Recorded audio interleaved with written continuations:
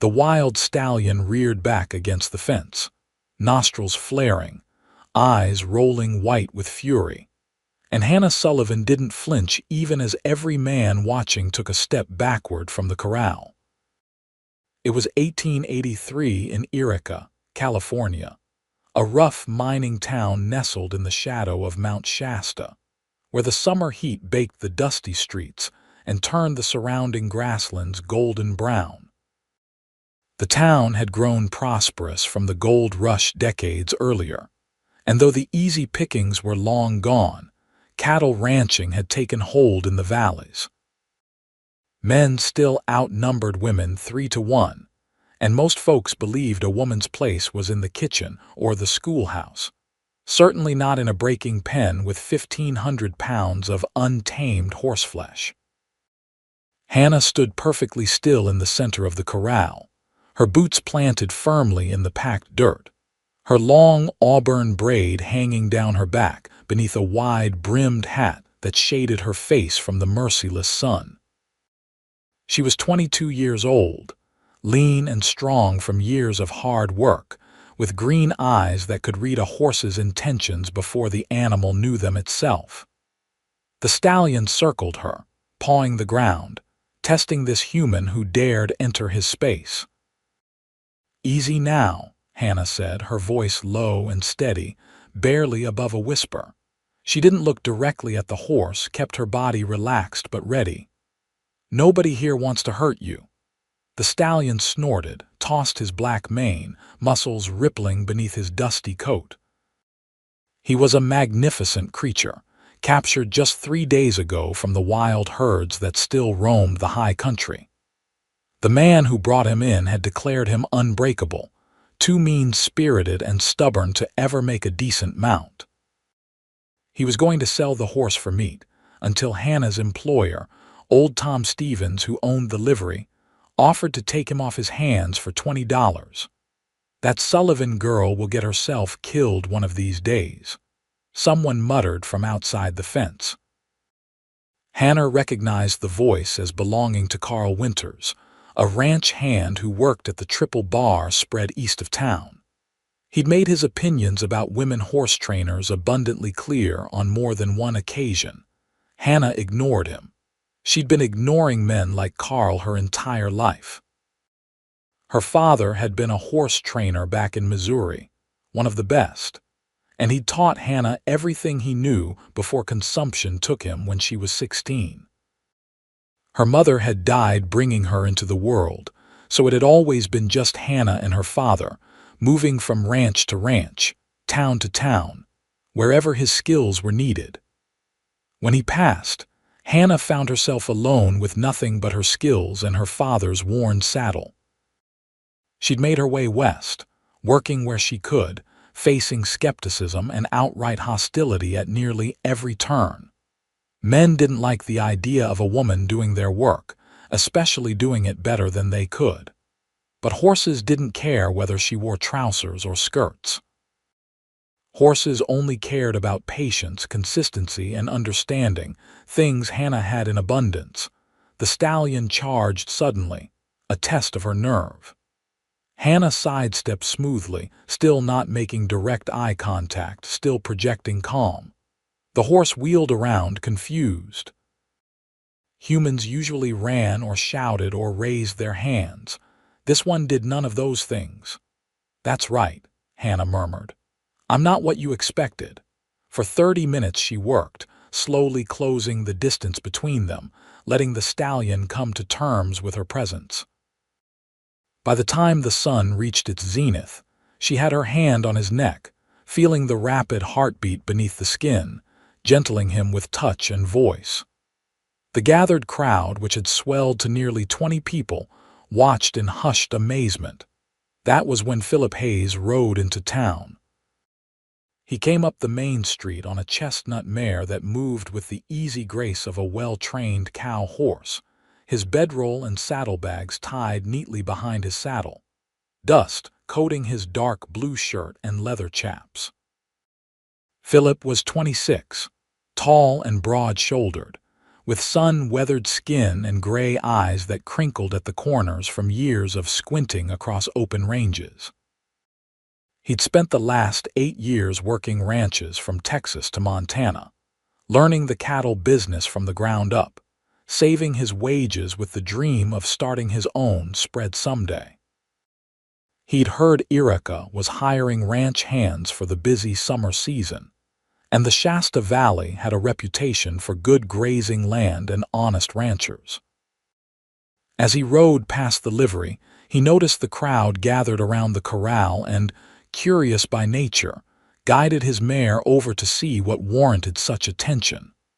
"What's the gathering about?" he asked a boy of about 12 who stood on the bottom rail of the fence, craning his neck to see. "It's Miss Sullivan," the boy said, eyes wide with excitement. "She's gentling that black devil horse. Everyone said it couldn't be done, but look at her go." Philip dismounted and looped his reins over the hitching post, then moved to where he could see into the corral. What he saw made him pause, made him forget about his tired muscles and empty stomach, and the fact he'd been riding since dawn. A woman stood in the center of the pen with a wild stallion, her hand resting on the animal's neck while it trembled beneath her touch.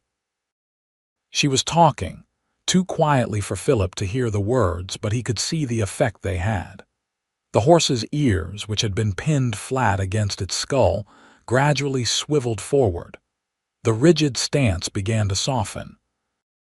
"She's been at it near an hour," someone else said, an older man with a gray beard. "Damnedest thing I ever saw. Pardon my language." Philip watched, fascinated. He'd worked with horses his whole life, had a good hand with them, but what he was witnessing was something beyond mere competence. This was artistry. The woman moved around the stallion now, running her hands along his shoulder, down his legs, accustoming him to touch. Each movement was deliberate, confident, perfectly timed. She knew exactly how far to push, when to advance, and when to give the horse space. "Who is she?" Philip asked. "Hannah Sullivan," the bearded man replied. "Works for Tom Stevens at the livery. Been here about 6 months. Best hand with difficult horses anyone around here's ever seen, though some folks don't like admitting it." "Why wouldn't they admit it if it's true?"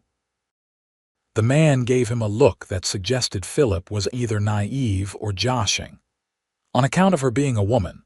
Lot of men around here think she ought to be teaching school or working in the dress shop, not breaking horses." Philip frowned. "Seems to me if someone has a skill, their gender shouldn't matter much."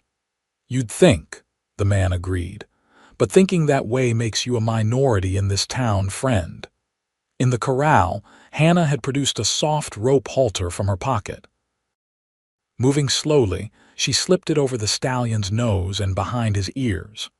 The horse tensed, but didn't fight, didn't rear or bolt. Within minutes she was leading him in circles around the pen, the stallion following like he'd been doing it all his life. The crowd burst into applause and whistles. Hannah looked up then, acknowledging the attention with a slight nod, and Philip caught a glimpse of her face beneath the brim of her hat. She was beautiful, though not in the delicate porcelain way of the society women whose photographs appeared in magazines.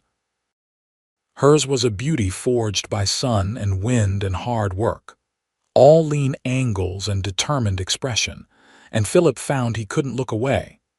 Hannah led the stallion to the gate, and Tom Stevens, a portly man in his 60s with kind eyes and thinning hair, opened it for her.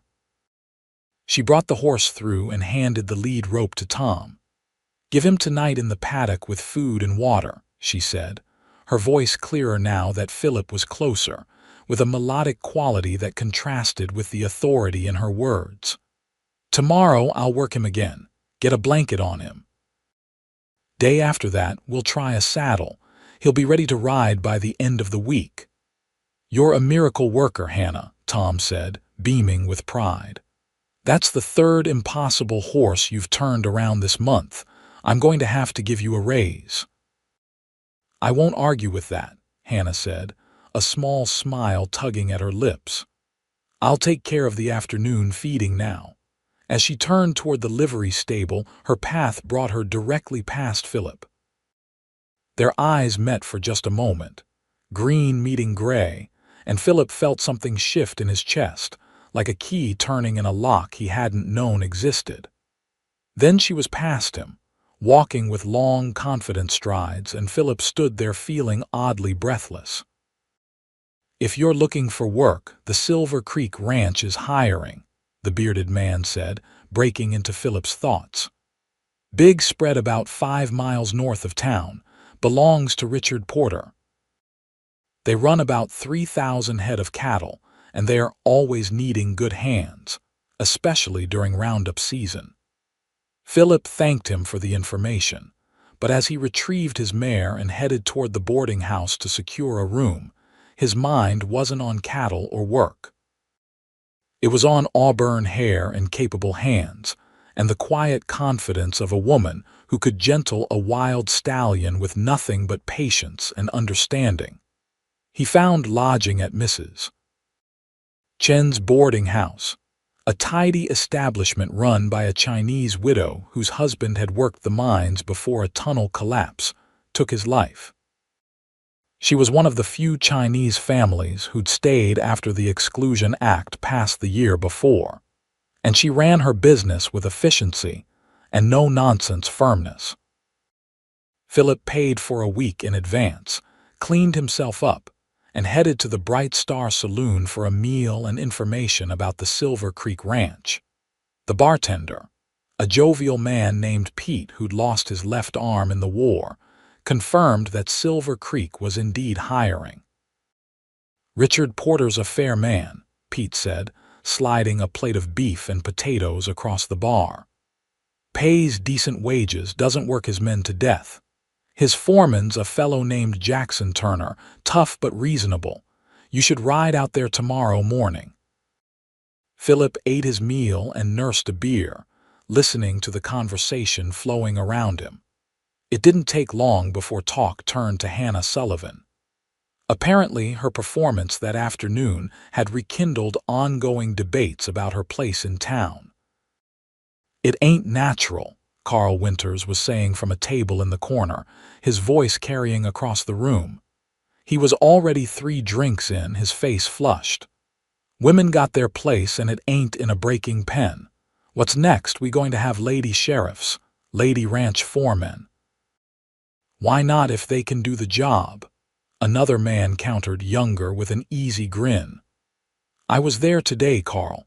What Miss Sullivan did with that stallion, I couldn't have done it. Could you?" "That's not the point," Carl said, slamming his glass down. "It's about the natural order of things. Men do men's work, women do women's work. Start mixing that up and society falls apart. Seems to me society would benefit from people doing what they're good at, regardless of what's between their legs," the younger man said. "But maybe that's just me thinking crazy thoughts." Several people laughed, though others muttered agreement with Carl. Philip stayed quiet, taking the measure of the room. This was a town divided on the issue, clearly, with probably more folks siding with Carl than against him based on the nods he was getting from the older men present. "You hear Richard Porter's thinking of hiring her," someone else chimed in. "Wants her to train his remuda for next season. Tom Stevens won't let her go," Pete said from behind the bar. "She's the best thing that ever happened to his business. Before she showed up, he was just scraping by. Now he's got people bringing problem horses from 3 counties away. Money made off the back of an unnatural situation," Carl grumbled. "Mark my words, no good will come of this." Philip finished his meal and headed back to the boarding house, but sleep was slow in coming. He lay in the narrow bed, watching moonlight creep across the ceiling, thinking about Hannah Sullivan and the grace with which she'd handled that stallion. Thinking about the way society tried to fit people into neat little boxes, regardless of their actual abilities or desires. His own mother had been a strong-willed woman, capable and intelligent, who'd chafed against the restrictions placed on her gender. She'd passed her frustrations and her progressive ideas down to her son, teaching him to judge people by their character and competence rather than arbitrary categories. The next morning, Philip rode out to Silver Creek Ranch. The spread was impressive, with a main house built from local timber, a large barn, several outbuildings, and extensive corrals. Cattle dotted the rolling hills as far as he could see, lazy in the morning heat. He found Jackson Turner overseeing repairs on a section of fence, a lean man in his 40s with a no-nonsense demeanor and sharp, observant eyes. "Help you?" Jackson asked, barely glancing up from the fence post he was testing for stability. "Name's Philip Hayes. Heard you might be hiring." Now Jackson did look at him, assessing him with the practiced eye of a man who'd hired and fired dozens of ranch hands over the years. "No cattle. Been working ranches since I was 18. Started in Texas, worked my way north, done everything from bronc riding to trail driving. Good with a rope, good enough. We pay $30 a month plus board. Work starts before dawn, ends when it ends. Sundays off unless there's an emergency. We don't tolerate drinking on the job, fighting, or theft. Break those rules and you're gone without pay. Fair enough. Fair enough. You're hired. Bunkhouse is behind the main barn. You'll take your meals with the other hands. Report here at first light tomorrow and I'll assign you to a crew." It was that simple. Philip settled his belongings in the bunkhouse, a long building with a dozen bunks, most of them occupied based on the personal effects scattered about. He met a few of the other hands that evening, a mixed group of young and old, experienced and green, all bound together by the work they did and the isolation of ranch life. The days fell into a rhythm. Philip rose before dawn, worked until exhaustion made his arms heavy and his back ache, ate huge meals that Mrs. Chen's cooking couldn't match but filled his belly well enough, and fell into his bunk too tired to do more than close his eyes before sleep claimed him.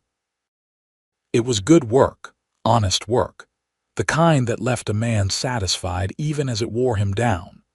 But every Sunday, his day off, he found himself riding into Eureka, and every Sunday he found his feet carrying him to the livery, where he knew he'd find Hannah Sullivan working with some horse or another.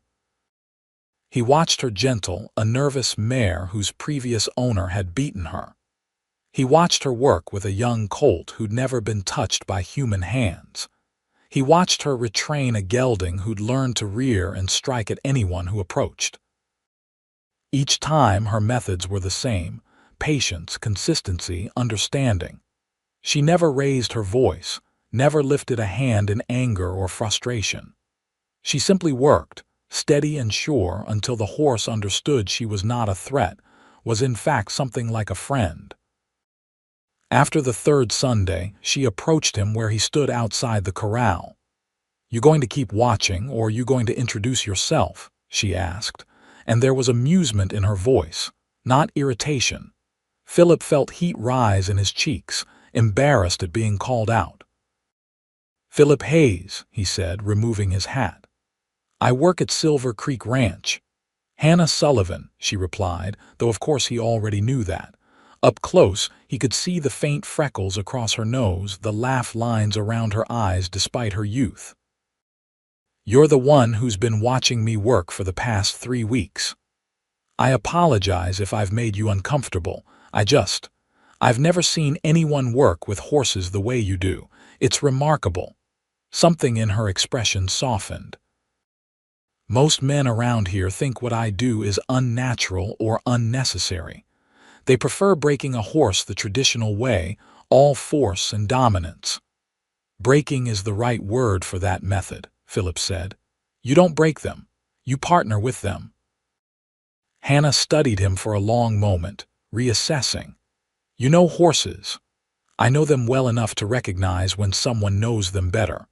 My father taught me to work with them, not against them, but what you do goes beyond anything I learned. Where did you study?" "My father," Hannah said, a flicker of old pain crossing her face. He trained horses back in Missouri. He had a gift for it, could gentle the meanest stallion or the most terrified mare. He said horses are like people.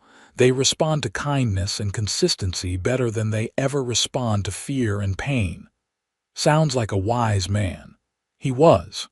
She glanced back at the corral where a paint gelding watched them with wary eyes. I need to get back to work. That one's got trust issues from being left tied without water for 2 days. Could I watch? Philip asked. I promise I'll stay quiet. Hannah considered, then nodded. Just don't make any sudden movements. He's skittish. Philip spent the next 2 hours watching her work, fascinated by the subtle ways she communicated with the horse. The angle of her body, the steadiness of her gaze, the tone of her voice, all of it combined to create a language the horse understood instinctively. By the time she finished, the paint was taking food from her hand and allowed her to run her hands over his neck and shoulders. You have a gift, Philip said when she emerged from the corral. I have training and practice, Hannah corrected, but she smiled as she said it. Though I suppose there's some intuition involved too. Would you let me buy you dinner? The words came out before Philip fully thought them through. As a thank you for letting me observe, I'd like to learn more about your methods. Hannah's smile faded and wariness replaced it. I don't think that's a good idea. Why not? Because I've learned that when men show interest in my work, it's usually a pretext for other kinds of interest, and those situations rarely end well for me. Philip absorbed that, understood the history of disappointment and perhaps worse behind those words. I won't lie and say I'm not interested in you as a person, because I am. But I'm also genuinely interested in your work. I have no expectations beyond conversation and a meal. If you're not interested, I'll respect that and I'll stop watching you work on Sundays. Hannah was quiet for a long moment, weighing his words, searching his face for deception. Whatever she saw there must have satisfied her, because she finally nodded. All right. 1 meal. The hotel dining room, tomorrow evening if you can get away from the ranch. 6 o'clock. I'll be there, Philip promised. He rode back to Silver Creek feeling lighter than he had in months, maybe years. That night he lay awake planning what he'd say, how he'd conduct himself, determined not to waste this opportunity. Hannah Sullivan was unlike any woman he'd ever met, and he wanted to know everything about her. The next evening he washed thoroughly, put on his cleanest shirt, and rode into town with his heart hammering against his ribs. He arrived at the hotel dining room 10 minutes early and secured a table by the window. When Hannah arrived precisely at 6, she wore a simple blue dress that brought out her eyes, her hair braided and coiled at the nape of her neck. She looked uncomfortable in the feminine attire, kept tugging at the sleeves as she sat down. I don't wear dresses often, she admitted. Feels strange. You look beautiful, Philip said honestly, then worried he'd overstepped. But Hannah just ducked her head, a faint blush coloring her cheeks. They ordered their meals and conversation started tentatively, like 2 wild creatures circling each other, testing for safety. But gradually, they both relaxed. Philip told her about his years working ranches across the West, his dream of owning his own spread someday. Hannah told him about growing up with her father, learning the horse training trade, the difficulty of finding work after his death. Every ranch I went to, they'd take one look at me and tell me they didn't need help, she said, anger creeping into her voice at the memory. Didn't matter that I could demonstrate my skills right there. They'd made up their minds before I opened my mouth. How did you end up in Eureka? Tom Stevens gave me a chance. I was down to my last few dollars, about ready to give up and try to find work as a seamstress or something equally soul-killing, when I happened to be in his livery. He had a horse in the back, a mare who'd gone mean after a bad birth. She was trying to kill anyone who came near her, but Tom couldn't bring himself to put her down. I asked if I could try working with her. He said I could try, but not to expect miracles. "Let me guess," Philip said. "You worked a miracle." "I worked patience and understanding," Hannah corrected. "Took me 3 days, but by the end the mare was eating out of my hand and let me examine her. Turned out she had an infection that was causing her pain.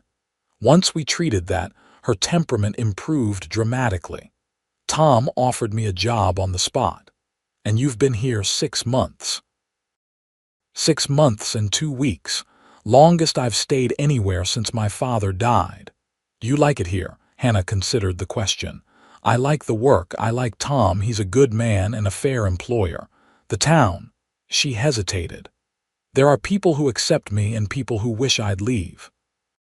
Sometimes it's exhausting being a constant subject of debate. Carl Winters and his ilk.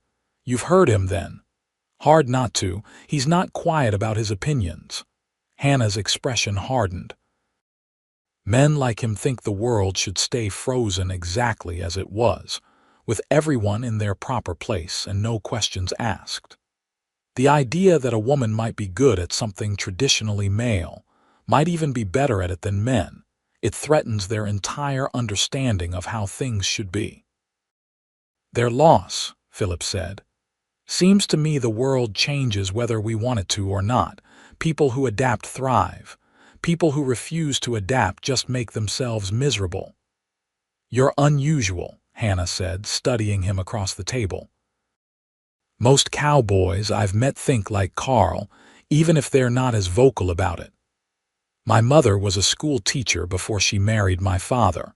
She wanted to keep teaching after marriage, but the school board wouldn't allow it. Said married women should focus on their homes and families. It frustrated her terribly, all that knowledge and passion with no outlet. She made my father promise that any daughters they had would be raised to pursue whatever interested them, not just what society deemed appropriate." "Did they have daughters?" "2, both younger than me. Last I heard, Emily was studying to be a nurse in San Francisco, and Sarah was running a dry goods store in Sacramento. My father kept his promise. And your mother died of influenza when I was 20, but she lived long enough to see her daughters pursuing their dreams. I think that brought her peace." They talked long into the evening until the dining room began to empty and the waiter started giving them pointed looks. Philip walked Hannah back to the boarding house where she rented a small room, reluctant for the evening to end. "Thank you for dinner," Hannah said when they reached her door. "And for the conversation. It's rare I get to talk to someone who understands." "Could we do this again?" Philip asked. "I have next Sunday off." Hannah hesitated, but only briefly. "I'd like that." Over the following weeks, Sunday dinners became a regular occurrence. They met at the hotel dining room or sometimes packed food and rode out into the hills surrounding Eureka, finding spots with sweeping views of Mount Shasta and the valley below. They talked about everything and nothing, discovering shared interests and debating friendly disagreements. Philip learned that Hannah loved reading but rarely had time for it, that she had a sweet tooth for peppermint candy, that she'd once dreamed of breeding horses rather than just training them. Hannah learned that Philip sent half his wages to his sisters to help with their expenses, that he'd once broken his arm in 3 places when a bronc threw him into a fence, that he played harmonica though he claimed not to be very good. She discovered he was thoughtful and kind, that he listened when she talked instead of just waiting for his turn to speak, that he never once suggested she should consider a different line of work, or that her ambitions were unfeminine. The ranch hands at Silver Creek noticed Philip's weekly trips to town and teased him mercilessly about having a girl. Philip took the ribbing good-naturedly, neither confirming nor denying, not wanting to presume anything about his relationship with Hannah. They were friends, certainly, but whether Hannah wanted more than that, he couldn't say. He knew what he wanted, felt it growing stronger every time they met, but he also knew pushing too hard too fast would likely drive her away. One Sunday in late August, as summer was beginning its slow fade toward autumn, they rode out to a meadow about 3 miles from town. Hannah had packed food from the hotel, and they spread a blanket beneath an old oak tree, enjoying the shade and the quiet broken only by birdsong and the distant lowing of cattle. "Richard Porter offered me a job," Hannah said suddenly, looking out across the meadow rather than at Philip. "Training his remuda. Yes, he wants me to work with all his cow horses, make sure they're properly trained and responsive. It would pay more than I make at the livery, and it would be steadier work." She paused. "I told him I'd think about it. What's holding you back?" Hannah finally looked at him.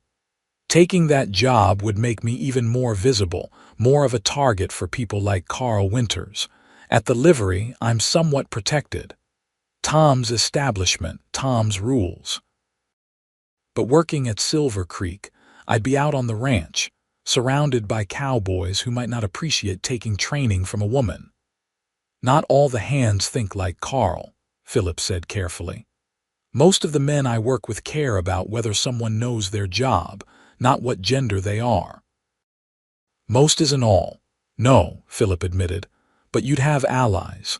Jackson Turner's a fair man, he won't tolerate harassment, and Richard Porter wouldn't have made the offer if he didn't intend to back you up." "And you?" Hannah asked quietly. "How would you feel about it?" "Selfishly, I'd love it because I'd get to see you more often than once a week. But more importantly, I think you should take the job if you want it. You're too talented to limit yourself based on what small-minded people might think." Hannah plucked at the grass beside the blanket, clearly wrestling with the decision. "My father used to say that being good at something came with a responsibility to use that gift, not hide it away to make other people comfortable. But he was a man. He never had to deal with the kind of resistance I face." "True," Philip said. "But does that mean his advice was wrong?" "No," Hannah said slowly. "Just easier said than done." They sat in comfortable silence for a while, eating the food Hannah had brought, watching clouds drift across the impossibly blue sky. Finally, Hannah spoke again. "If I take the job, things will change. People will talk even more than they already do. Some of that talk will be about you, about us, about why you're associated with me. It could make things difficult for you at the ranch." "Let me worry about that," Philip said. "I can handle some gossip. It might be more than gossip. Carl Winters works at Silver Creek sometimes, doing contract work. He won't be happy if I'm there permanently. Carl Winters can complain to the wind for all I care. Hannah, this is your decision, but don't reject an opportunity because you're worried about protecting me. I'm a grown man, I can take care of myself." Hannah smiled, something warm and soft in her expression. "All right, I'll tell Richard Porter yes." She did, and 2 weeks later she moved her few belongings to a small cabin on the Silver Creek property that was traditionally used by the ranch cook, but had been sitting empty since the current cook preferred living in town. It was a tiny structure, just one room with a wood stove, a bed, a table, and a chair, but it was hers and it was private. 2 things Hannah valued highly. Her first day of work drew a crowd. Half the ranch hands found reasons to be near the corral where Hannah was scheduled to start working with Richard Porter's string of cow ponies. Philip watched from a distance, worried despite his confident words to Hannah. He knew most of the men were simply curious, wanted to see if she was really as good as rumors suggested, but he also knew a few were hoping to see her fail. Hannah ignored the audience completely. She entered the pen with the first horse, a sorrel gelding named Chester who had a tendency to crow hop when annoyed, and went to work. Within an hour, she had him moving smoothly through his paces, responding to the lightest touch of rein or heel. By the end of the day, she'd worked with 5 horses, improving each one's performance noticeably. "Damn," one of the hands said, shaking his head in amazement. "She really is as good as they say." "Better," another agreed. "Did you see how she got Chester to stop that hopping nonsense?"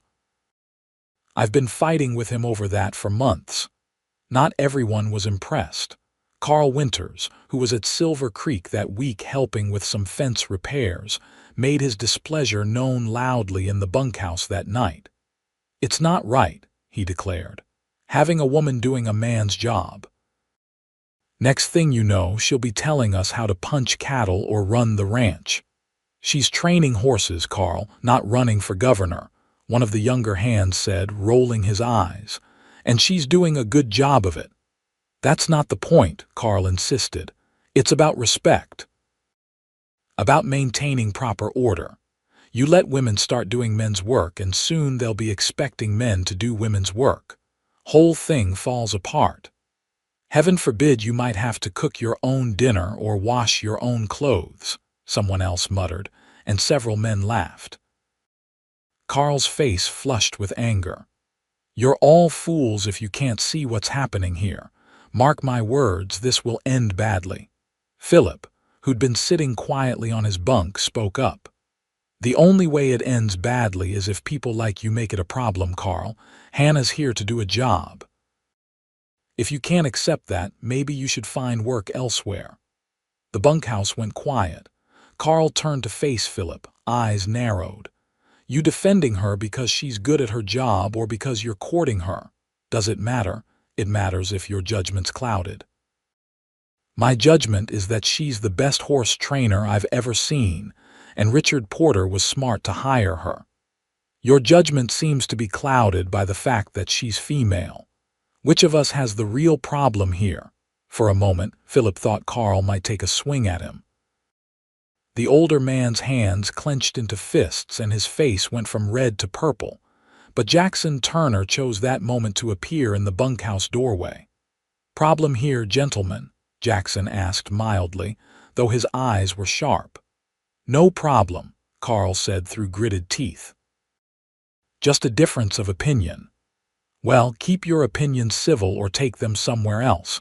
I want a fighting in the bunkhouse." Jackson's gaze swept the room. "That goes for all of you. Miss Sullivan is an employee of this ranch, same as everyone else. She'll be treated with the same respect you'd show any other hand. Anyone who can't manage that can collect their wages and move along." "Clear?" A chorus of "Yes, sir," answered him. Jackson nodded and left, but his message had been received. Whatever personal feelings anyone had about Hannah's presence, they'd keep them to themselves or face consequences. Despite Jackson's warning, tension simmered. Hannah felt it, though she gave no indication beyond mentioning it to Philip one evening when they walked together after dinner. "Carl Winters has been watching me," she said. "Not like you used to watch, trying to learn. He watches like he's waiting for me to fail or looking for ammunition to use against me." "He's a bitter man who doesn't like change," Philip said, "but Jackson won't let him cause real trouble." "I'm not worried about him causing trouble directly. I'm worried about him being careless, leaving a gate open or spooking a horse at the wrong moment. Things that could look like accidents but would undermine my work. Has something happened? Not yet, but I can feel it coming." Hannah wrapped her arms around herself despite the warm evening. "Sometimes I wonder if it's worth it, all this fighting just to do the work I love." Philip stopped walking and gently took her shoulders, turning her to face him. "Hannah Sullivan, you are the most talented horse trainer I've ever met. You have a gift that shouldn't be wasted because small-minded people can't see past their prejudices. Don't let them win." Hannah looked up at him, and in the fading light her eyes were luminous. "Why do you believe in me so much? You barely know me." "I know enough," Philip said softly. "I know you're brave and skilled and determined. I know you're kind to animals and patient with ignorance. I know you make me think about the future in ways I haven't in years." He hesitated, then decided if he didn't say it now he might never find the courage. "I know I'm falling in love with you." Hannah's breath caught. For a long moment she simply stared at him, expression unreadable. Then slowly she reached up and touched his face, her calloused fingers gentle against his cheek. "I'm falling in love with you too," she whispered. "It terrifies me." "Why?" "Because caring about someone gives them power to hurt you. And I've been hurt before, Philip. By men who said they respected me, but really just wanted to control me or change me." "I don't want to control you or change you," Philip said. "I want to support you being exactly who you are. If that's not enough, if you need me to prove it somehow, tell me how and I will." Instead of answering with words, Hannah rose onto her toes and kissed him. It was tentative at first, questioning, but when Philip wrapped his arms around her and pulled her close, the kiss deepened, became something urgent and real and full of promise.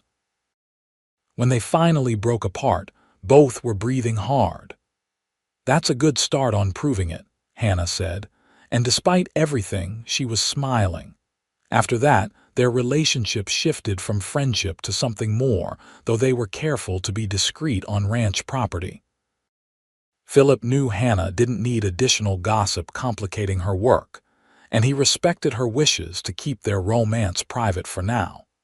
But everyone who paid attention knew something had changed between them. They moved in each other's orbit like binary stars, drawn together by forces too strong to resist. September arrived, bringing cooler temperatures and the busy work of preparing for autumn roundup. Hannah continued training horses, expanding beyond just the remuda to work with Richard Porter's personal mounts, and several horses belonging to neighboring ranchers who'd heard about her skills. Her reputation grew, and with it came both admiration and resentment in roughly equal measure. The breaking point came on a Tuesday morning in mid-September. Hannah was working with a young mare who showed promise as a cutting horse, teaching her to respond to cattle. Several of the hands had brought a few steers into the practice pen to simulate working conditions. Hannah was mounted on the mare, guiding her through the motions when one of the steers suddenly bolted, spooked by something. The mare reared, startled, and Hannah controlled her expertly, bringing her back down and settling her with voice and hand. But the incident had been close, too close, and when Hannah dismounted to check on the steer, she found what had caused the panic. A snake, already dead and dried, tied to the fence rail at exactly the height to catch the steer's eye. Someone had put it there deliberately. Hannah held the snake by its tail, fury and hurt warring in her chest. She knew every man on the ranch was aware of the rules about keeping the training areas clear of anything that might spook the animals. This wasn't an oversight. This was sabotage. Who did this? She demanded, looking at the handful of men who'd been helping with the cattle. They looked back at her with varying expressions of surprise and confusion, but no one spoke up. "Someone put this here knowing it could cause an accident, knowing I could get hurt or a horse could get hurt. Who was it?" Silence. Then one of the younger hands, a kid named Danny, glanced toward the barn and quickly looked away, but it was enough. Hannah strode toward the barn, still carrying the dead snake, and found Carl Winters inside, supposedly mending tack.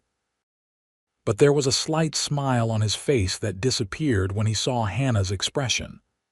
"You did this," she said flatly. "Did what?" Carl asked, all innocence. "Put this snake by the training pen. Don't bother denying it, I can see it in your face." Carl shrugged. "Can't prove anything." And even if someone did put it there, maybe they were trying to make a point. This ranch isn't a place for women playing at being cowboys. Sooner or later, someone was going to get hurt. "The only person making this ranch unsafe is you," Hannah said, her voice shaking with anger. "I could have been thrown. That mare could have broken a leg, all because you can't stand the idea that I'm better at this job than you could ever be." "Better?" Carl stood, his larger size suddenly threatening in the confined space of the barn. "You're a novelty act, little girl, a circus trick. And eventually, everyone will realize it. The only trick around here is how you've convinced anyone you're worth keeping on the payroll." Hannah threw the snake at his feet. "Stay away from me and stay away from my training areas. If anything like this happens again, I'll make sure Richard Porter knows exactly who's responsible." She turned to leave and found Philip standing in the barn doorway, his expression dark. Behind him were Jackson Turner and several other hands, all of whom had apparently heard the exchange. "Hayes, you're supposed to be working on the north fence line," Carl said, trying to regain control of the situation. "Why don't you mind your own business?" "Hannah is my business," Philip said evenly. "And from what I just heard, you deliberately endangered her and a valuable horse." "That makes it everyone's business." Jackson stepped forward. "Carl, collect your things and get off this ranch. You're fired." "You can't fire me. I don't work directly for you, I'm contracted." "Then your contract is terminated, effective immediately." Jackson's voice was hard. "I warned you about causing problems. You didn't listen. This is ridiculous. You're firing me over a dead snake." "I'm firing you for sabotage and for creating a hostile working environment. Now leave before I have you thrown off the property." For a moment, Carl looked like he might argue further, but something in Jackson's stance convinced him it would be unwise. He grabbed his hat and shoved past them out of the barn, muttering curses under his breath. They watched him storm to the bunkhouse, emerge a few minutes later with his bedroll and ride off toward town without looking back. Hannah realized she was shaking. Philip moved to her side, steadying her with a hand on her shoulder. "Are you all right?" "I'm fine. I knew he didn't like me, but I didn't think he'd actually try to hurt me." "Some men can't handle having their worldview challenged," Jackson said. "They lash out. I'm sorry, Miss Sullivan. I should have kept a closer eye on him." "You couldn't have known he'd do something this dangerous," Hannah said, "but thank you for believing me. I know your character and I know Carl's. Wasn't much question who was telling the truth." Jackson looked at the gathered hands. "I imagine you all have work to get back to. And not a word of this leaves the ranch, understood?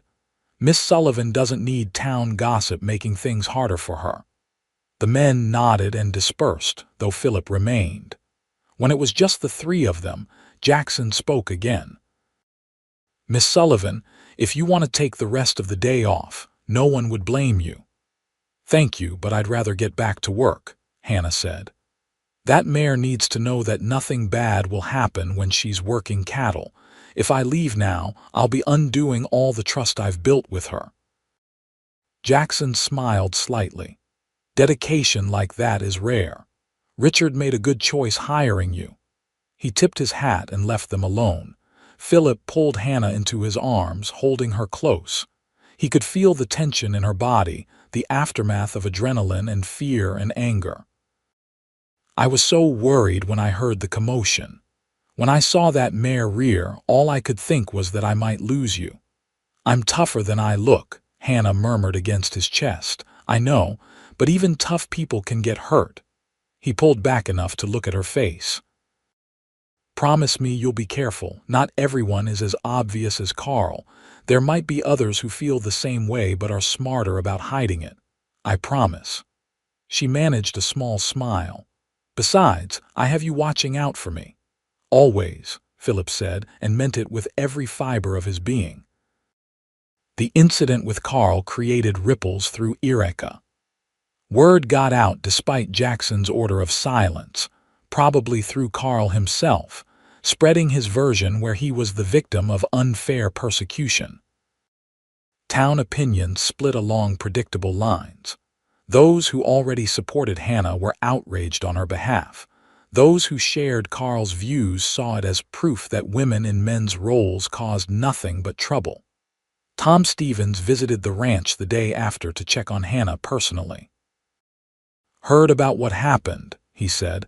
hat in hands, genuine concern on his weathered face. "Wanted to make sure you're all right." "I'm fine, Tom, and I appreciate you checking on me. You know you always have a place at the livery if this becomes too much." No shame in stepping back from a bad situation. Hannah smiled at the older man who'd given her a chance when no one else would. "I know, and I'm grateful, but I'm not giving up. This is the job I want, the work I'm meant to do. I won't let bitter men drive me away from it." "That's my girl," Tom said proudly. "Your father would be proud of the woman you've become." After Tom left, Hannah stood in the doorway of her small cabin, looking out at the ranch buildings and the mountains beyond. She thought about her father, about the lessons he'd taught her, about his belief that good work and honest effort would eventually win out over prejudice and fear. She hoped he was right. She had to hope he was right, because the alternative was giving up everything she'd worked for. The weeks that followed were some of the happiest of Hannah's life, despite the lingering tension from Carl's sabotage. She threw herself into her work, and the horses responded beautifully. Richard Porter's remuda became known throughout the valley for their responsiveness and steady temperaments. Neighboring ranchers began sending their problem horses to Silver Creek specifically to be trained by Hannah, paying good money for her services, money that Richard split with her fairly. And through it all, her relationship with Philip deepened. They were inseparable on Sundays, and most evenings after work they'd find ways to steal time together. Sometimes it was just sitting on the porch of her cabin, watching the sun set behind Mount Shasta. Sometimes they rode out into the hills, racing their horses and laughing like children. Sometimes they talked for hours about their dreams, their pasts, their hopes for the future. One evening in late October, as autumn painted the world in shades of gold and crimson, Philip arrived at Hannah's cabin with a serious expression. She was cooking dinner, something simple but filling, and she looked up with a smile that faded when she saw his face. "What's wrong?" she asked immediately. "Nothing's wrong," Philip said. I need to talk to you about something important."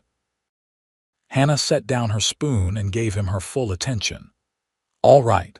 Philip took a deep breath, clearly nervous in a way she'd never seen him before.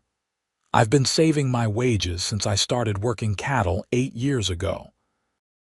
Living cheap, sending some money to my sisters but keeping most of it back. I've got almost $2,000 now, and I've been talking to a man who owns some property about 10 miles east of here.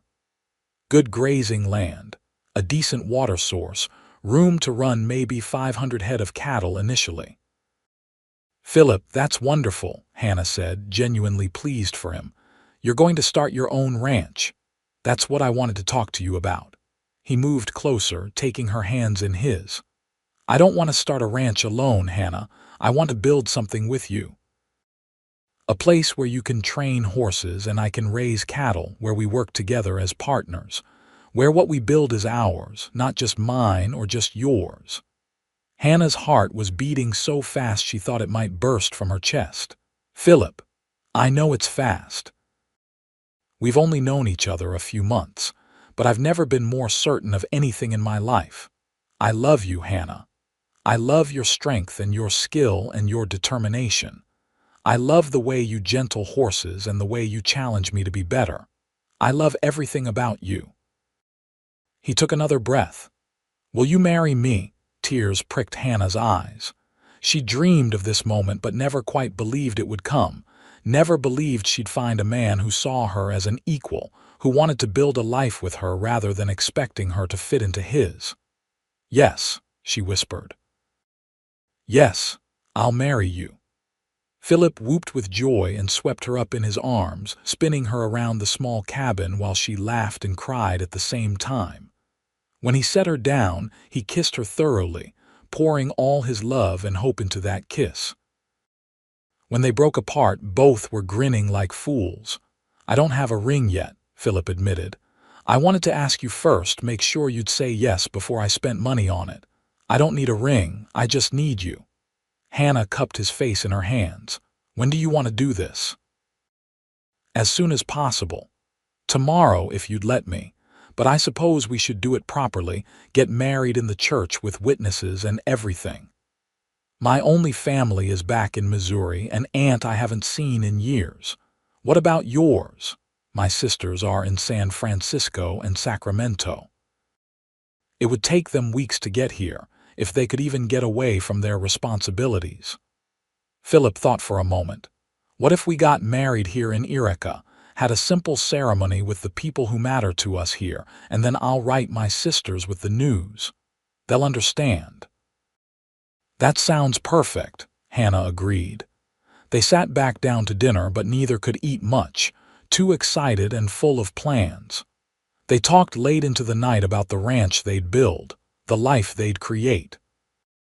Philip described the land he wanted to buy, rolling hills with good grass and a creek that ran year-round. Hannah talked about building proper training facilities, multiple corrals with good fencing, maybe eventually breeding horses as well as training them. We should get married before the first snow, Philip said. That gives us a few weeks to make arrangements and gives me time to finalize the land purchase. Then we can spend the winter planning and preparing and start building in the spring. Will Richard let you out of your contract? My contract is month to month, and I'll give him proper notice. He'll understand, especially if I explain I'm not going far and I'll still be available for hire during busy seasons. What about me? I should give notice too. That's up to you. But Richard might ask you to stay on part-time, at least until he finds someone else capable of training his horses. They decided to tell Richard Porter and Jackson Turner the next day, and true to Philip's prediction, both men were understanding. Richard offered his congratulations and immediately asked if Hannah might continue training horses for him on a contract basis even after she left Silver Creek. I'd be happy to, Hannah said, and I'd charge you fair rates as an independent contractor. Wouldn't have it any other way, Richard said, shaking her hand. Congratulations to both of you. You're good people and you'll do well together. News of their engagement spread through the ranch and into town within days. The reaction was mixed, as everything involving Hannah tended to be. Tom Stevens was delighted, already planning to provide the cake for the wedding. Mrs. Chen offered her boarding house parlor for the ceremony. The younger ranch hands were genuinely happy for Philip, their friend and fellow cowboy who'd found love, but there were also darker mutterings. Carl Winters, who'd found work at a ranch across the valley, made it known he thought Philip was a fool who'd regret chaining himself to an unnatural woman. Some of the more conservative town women expressed pity for Philip, suggesting Hannah would probably neglect her wifely duties in favor of her horse training.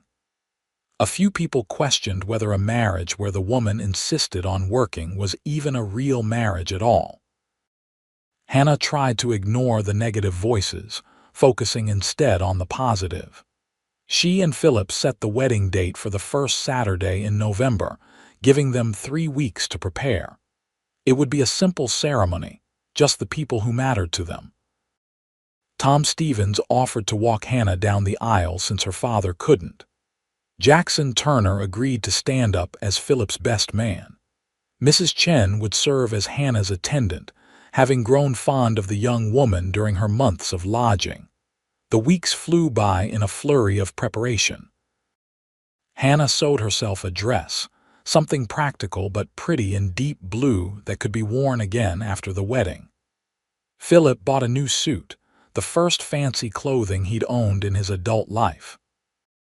They met with the preacher, a kind man named Reverend Walsh, who seemed more interested in their genuine affection for each other than in any controversy surrounding their relationship.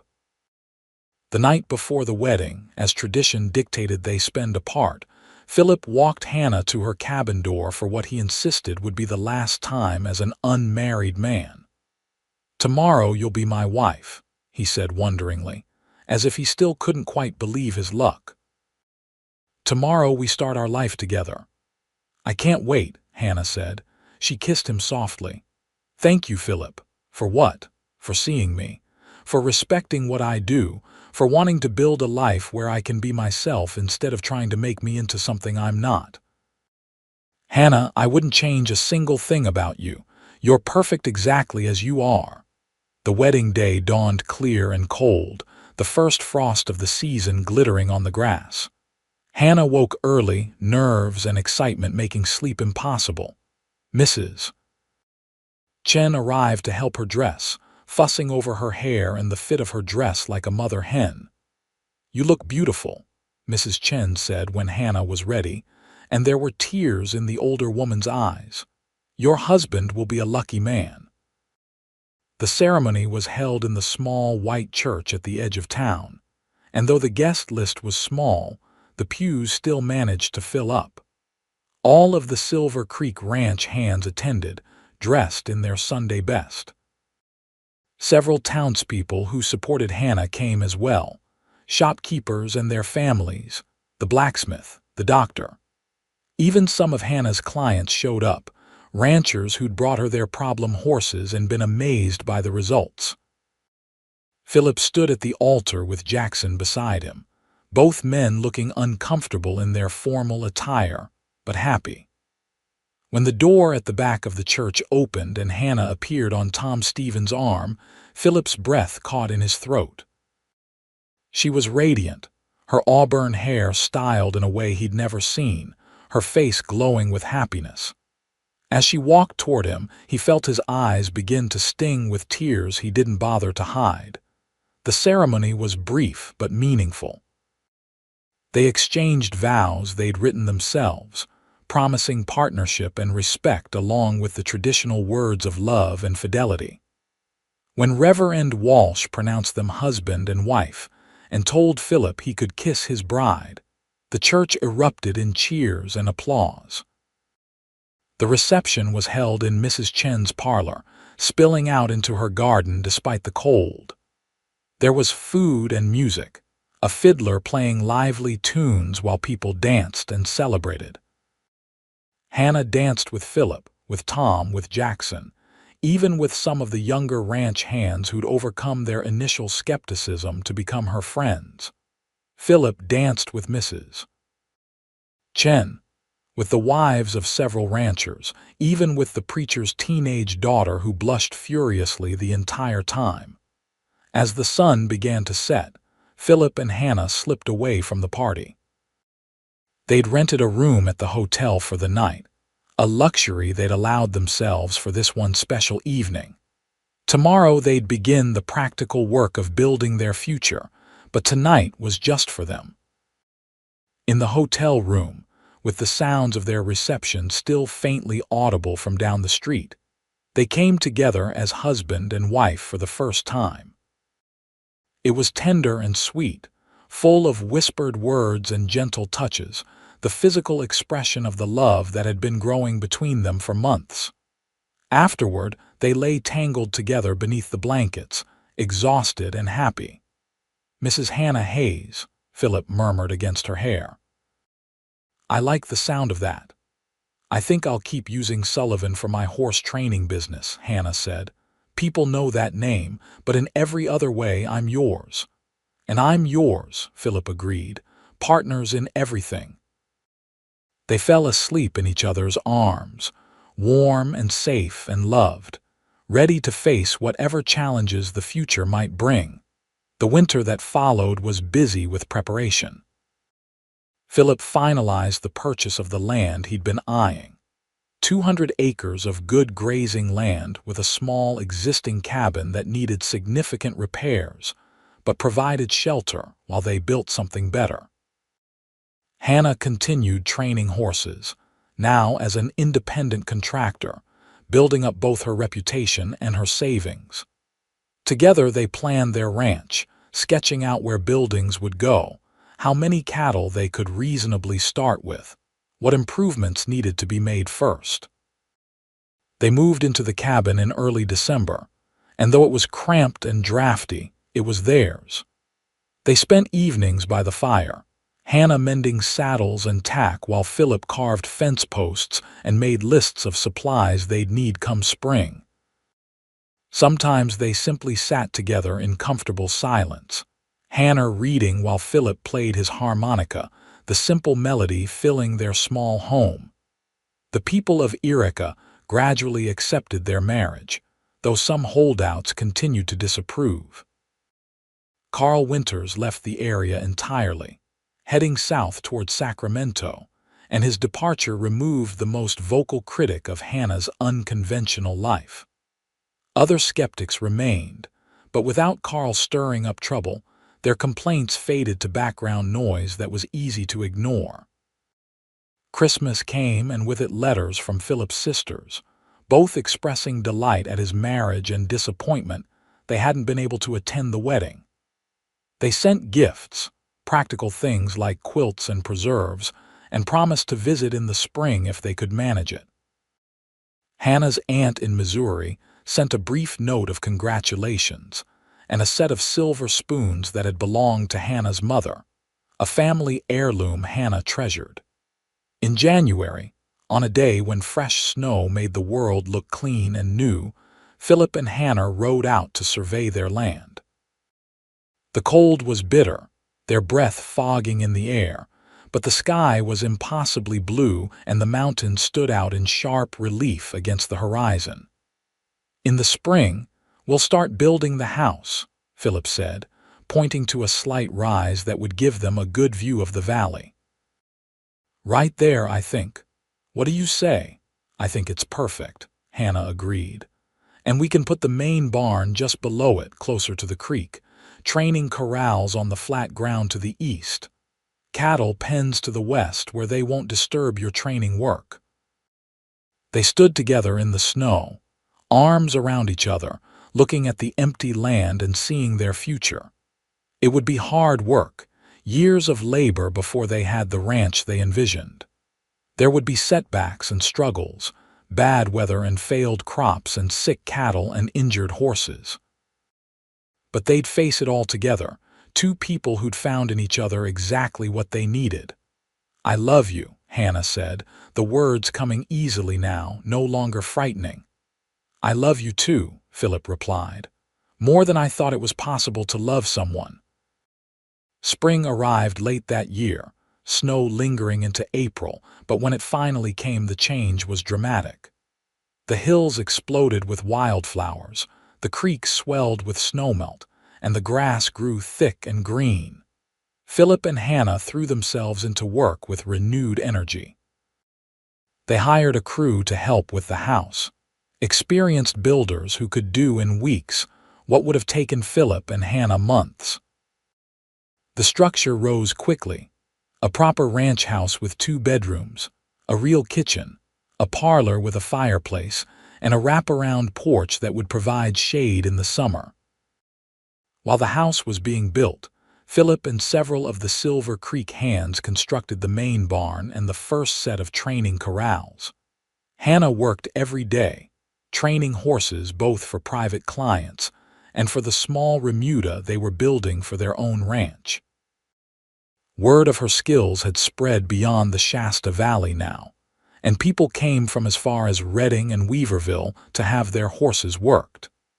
She charged fair rates but didn't undervalue her expertise, and the money she brought in helped fund the ranch's development. By midsummer, they moved into the finished house, and Hannah cried with joy at having a real home for the first time since her father died. They furnished it slowly, buying pieces when they had the money, making do with simple furniture Philip built himself in the meantime. Every addition, no matter how small, felt like a triumph.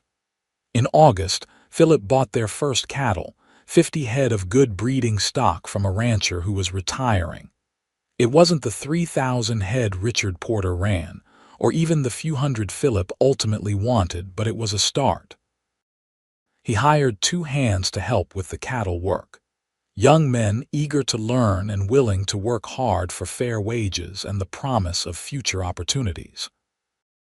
Hannah, meanwhile, had achieved something she'd dreamed of for years. She successfully bred her first foal, pairing one of her best trained mares with a stallion known for his intelligence and steady temperament. When the foal was born in early September, a sturdy colt with his father's dark coat and his mother's intelligent eyes, Hannah felt a profound sense of accomplishment. This was more than just training horses for other people. This was creating something new, something that carried her knowledge and care forward into the next generation. "What should we call him?" Philip asked, watching Hannah examine the gangly-legged colt. "Shasta," Hannah decided. "After the mountain. He was born here in the shadow of it." "It seems fitting." As autumn painted the world gold and red once more, marking a full year since their wedding, Philip and Hannah took stock of what they'd accomplished. The ranch they'd named Hayes Valley was still small, still a work in progress, but it was thriving. They had a home, livestock, a growing reputation for quality horses, and a genuine future stretching out before them. They celebrated their first anniversary quietly, just the two of them, with a nice dinner Hannah cooked and a bottle of wine Philip had been saving for a special occasion. After dinner, they sat on their porch as the sun set, wrapped in a blanket against the cooling air. "This time last year we were getting married," Philip said. "Did you imagine it would turn out like this?" "I imagined we'd be happy," Hannah said. "I imagined we'd work hard and build something together. But I don't think I really understood how good it would feel, having a true partner, someone who respects what I do and supports my dreams." "The feeling is mutual," Philip assured her. He was quiet for a moment, then said, "I've been thinking about the future, about what comes next for us." "What comes next is we keep building the ranch, keep growing our herds," Hannah said. "Isn't that the plan?" "It is, but I've also been thinking about family, about children." He felt Hannah tense slightly in his arms. "I know it's a complicated subject. Your work is important to you, and I don't want you to think I'm suggesting you should give it up." "But children change everything," Hannah said softly. "I watched it happen to other women. They have babies, and suddenly that becomes their entire life, their entire identity. Everything else gets set aside." "It doesn't have to be that way," Philip said. "We have help now. We could hire more help if needed. You wouldn't have to choose between being a mother and being a horse trainer. You could be both." Hannah was silent for a long time, processing his words. Finally she said, "I think I'd like that, being a mother, I mean, but only if you promise me it won't mean the end of my work." "I promise," Philip said solemnly. "We'll figure it out together, just like we've figured out everything else." 5 months later, in early spring, as the world was waking from winter sleep, Hannah discovered she was pregnant. The news filled her with a complicated mix of joy and fear, excitement and anxiety. She told Philip one evening after dinner, simply and directly, "I'm going to have a baby." Philip's face went through a series of expressions in rapid succession: surprise, confusion, understanding, and finally pure elation. He let out a whoop of joy and picked her up, spinning her around just as he had when she'd agreed to marry him. "Careful," Hannah said, laughing despite herself. "I'm carrying precious cargo now." "The most precious cargo in the world," Philip agreed, setting her down gently. "When? How are you feeling? Do you need anything?" "Probably sometime in October. I'm feeling fine, just a bit tired. And what I need is for you to stop looking at me like I'm made of glass. I'm pregnant, not dying." But as the pregnancy progressed, Hannah found herself grateful for Philip's hovering concern. The first few months were difficult, with morning sickness that lasted all day and exhaustion that made even simple tasks feel monumental. She couldn't work with horses the way she normally did, couldn't risk being kicked or thrown, so she focused on the gentler aspects of training, working with young foals and doing consultation work that didn't require her to be in the pen. Philip picked up the slack without complaint, hiring additional help to handle both the cattle and the more dangerous horsework. He made sure Hannah rested, cooked meals when she was too tired, rubbed her aching feet in the evenings. He talked to her growing belly, telling their unborn child stories about the ranch and the horses and the life they'd built. By summer, Hannah's pregnancy was obvious, and the reality of impending motherhood began to sink in. Mrs. Chen visited regularly, sharing wisdom from her own experience raising children. Tom Stevens stopped by with gifts he'd carved, a wooden horse and a small saddle perfect for a toddler. Even Jackson Turner, gruff as he was, seemed excited about the baby, promising to teach the child to ride as soon as they were old enough. "Boy or girl doesn't matter," Jackson said. "Any child of you two is bound to be a natural with horses."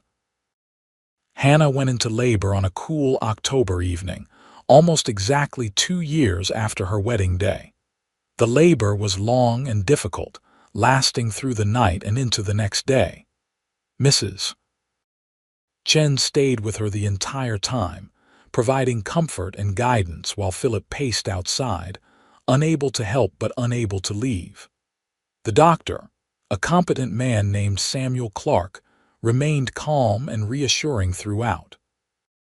When the baby finally arrived, as the sun was setting on a day that had seemed endless, it was a boy. He came into the world screaming his displeasure at the cold air and bright light, his tiny fists waving. The doctor cleaned him, checked him over, and pronounced him perfectly healthy before handing him to Hannah. She looked down at her son, this tiny person she and Philip had created, and felt her heart expand in ways she hadn't known were possible. He had a fuzz of dark hair and gray eyes like his father, and when he wrapped his miniature hand around her finger, she felt the fierce protective love every mother discovers. "He's beautiful," she whispered. Philip was allowed in then, and he approached the bed with something like awe on his face. When he saw his son for the first time, tears streamed openly down his cheeks. "He's perfect. Hannah, you're amazing, thank you." They named him Peter, after Philip's father, and he became the center of their world in the way babies do. Those first weeks were exhausting, filled with sleepless nights and constant feedings and the steep learning curve of first-time parents. But they were also filled with moments of transcendent joy. Peter's first smile, the way he calmed when he heard Hannah's voice, the sight of Philip cradling his tiny son and singing lullabies in his rough cowboy voice. Hannah had worried that motherhood would mean the end of her horse training work, but Philip made sure that didn't happen. He built a sheltered area near the training corrals where Peter could nap safely while Hannah worked, where she could hear him if he cried. As Peter grew, he became a fixture at the corrals, watching his mother work from his safe vantage point, learning before he could even walk that horses were to be respected and understood, not feared. The years that followed were good ones. The ranch continued to grow, their cattle herd expanding to 200 head, then 300. Hannah's breeding program produced several excellent horses that sold for premium prices, building her reputation even further. Peter thrived, growing into a sturdy boy with his father's steady temperament and his mother's love of horses. By age 3, he was already sitting on gentle horses with supervision, fearless and laughing. When Peter was 4, Hannah discovered she was pregnant again. This pregnancy was easier than the first, perhaps because she knew what to expect, perhaps because her body had done this before.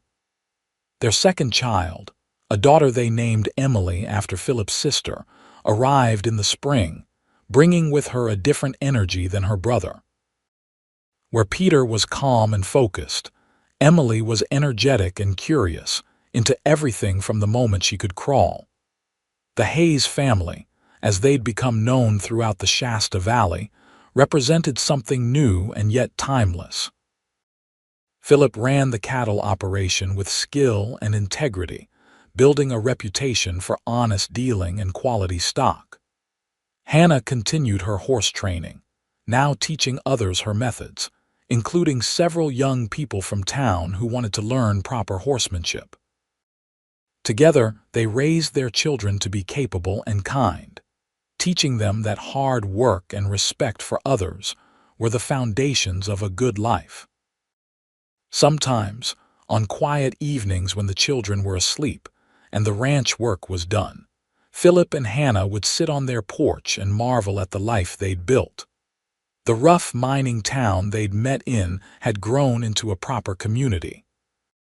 The prejudices that had made Hannah's early days in Erica so difficult had gradually eroded as people saw that families like theirs, unconventional though they might be, could thrive. "You ever regret it?" Hannah asked one such evening about 8 years into their marriage. Marrying a woman who insisted on working, having a wife who's out in the corrals instead of just keeping house. Philip looked at her like she'd asked if he regretted breathing. "Hannah Hayes, you are the best thing that ever happened to me. Your skill with horses helped build this ranch. Your strength and determination inspired me to be better than I was, and you're an amazing mother on top of everything else. I couldn't have asked for a better partner in life." "I love you," Hannah said, the words as true as they'd been the day she first spoke them. "I love you too," Philip replied. "Always have, always will." They sat in comfortable silence, watching the sun set behind Mount Shasta, painting the sky in shades of gold and pink and purple. In the barn, horses nickered softly.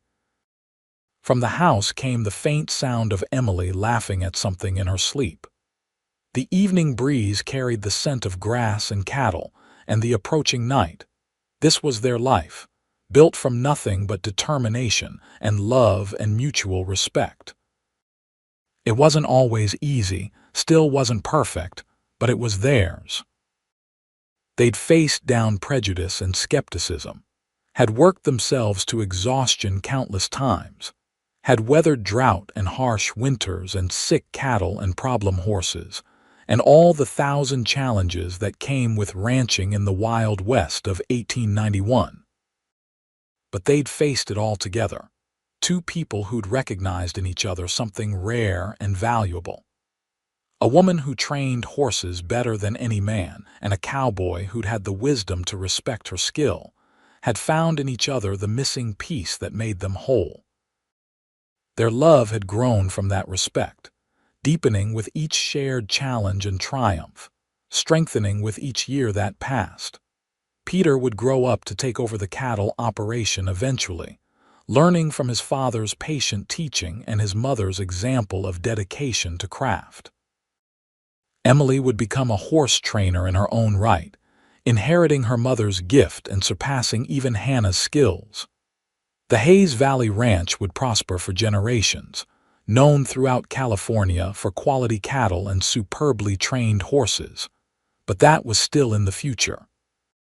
For now, Philip and Hannah simply sat together, two people who'd found love in an unlikely place and built an unlikely life, proving that the best partnerships are built not on tradition or convention, but on genuine respect, complementary strengths, and the choice to face life's challenges together.